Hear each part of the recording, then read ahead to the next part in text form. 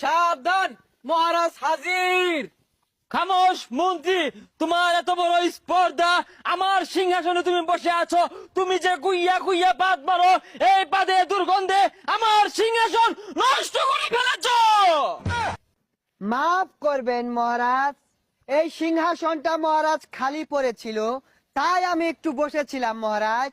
খামোশ মন্ত্রী, তুমি গত রমজানের ঈদে একটি পাদ মেরেছিলে, যে পাদের গন্ধ এখনো আমার সিংহাসন থেকে যায়নি, তুমি আবারও বসেছো পাদ মারার জন্য।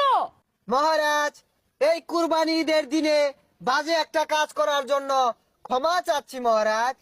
এবারের মতো তোমাকে আমি মাফ করে দিলাম। এরপরে যদি তুমি এই কুইয়া পাত মারার ষড়যন্ত্র করো মন্ত্রী, তোমার মাথা নেড়া করে এই গ্রামে ঘুরানো হবে এবং কি 100 বেত্রাঘাত করা হবে, তারপর তোমাকে কারাগারে নিক্ষেপ করা হবে।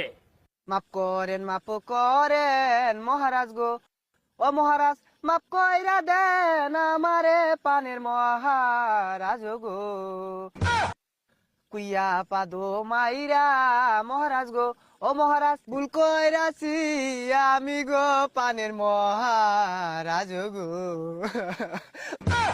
না না না মন্ত্রী, তুমি এই মিছে কান্না করবে না আমার সামনে।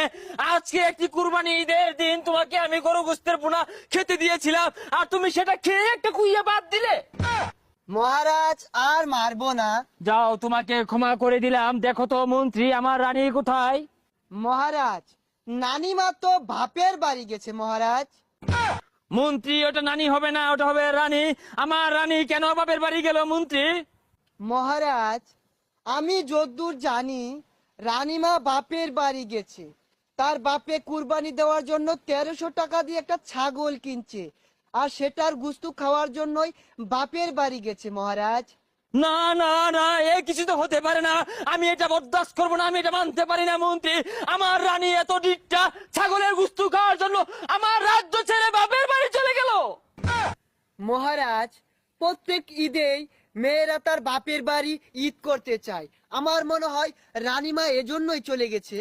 শোনো মন্ত্রী, তুমি আমার রাজ্যের প্রত্যেকটি অলিতে গলিতে ডাক ডোল পিটিয়ে ঘোষণা করে দাও, ঈদের দিন কোনো নারী তার বাপের বাড়ি যেতে পারবে না।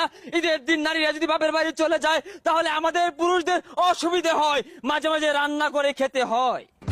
ঠিক আছে মহারাজ, আমি ঘোষণা করে দিব। কি রাজাটা হয়েছে, একটা কুরবানি দিল না, রানী বাহির বাড়ি যাইতো না, কই যাইবো? ওহে সেনাপঙ্খী, আদেশ করুন মরাহাস। খামোশ ওহে মূর্খ সেনাপঙ্খী। ওইটা মরা হাঁস কেন হবে? আমি হলাম এই রাজ্যের মহারাজ। ওই একই কথা, আদেশ করুন। সেনাপতি, আমাকে ভিতরে যেতে দাও সেনাপতি। আমি যে রাজা মশাইয়ের কাছে এক দুঃখ সংবাদ নিয়ে এসেছি। মহারাজ, এক দূত এসেছে, তাকে কি আমি ভেতরে প্রবেশ করতে দিব মহারাজ? ওহে কি বলছো সেনাপঙ্খী? আজকে তো ঈদের দিন দূত আসার কথা না। ওই পাশে রাজ্যের রাজা একটি বতামারা গরু কুরবানি দিয়েছে, সেখান থেকে একটি গরু গুস্তুর বাগা আসার কথা। মহারাজ, এই দূত সেই দূত না, এই যে এক বার্তা নিয়ে এসেছে। আমি আরো ভাবলাম আশপাশ অনেক গরু কুরবানি হয়েছে, আমার জন্য বোধহয় কেউ একটা বন্ট পাঠিয়েছে। যাই হোক, কি খবর শুনি। এই যে নেন মহারাজ। ওহে মন্ত্রী মশাই, এখানে কি খবর আমাকে পড়ে শোনাও। মহারাজ, এই যে আসলে এক দুঃসংবাদ, মহারানী এই ঈদে ছাগলের গুস্তু খেয়ে পাতলা পায়খানা হয়ে ছেউরুচ্ছে। না, এ হতে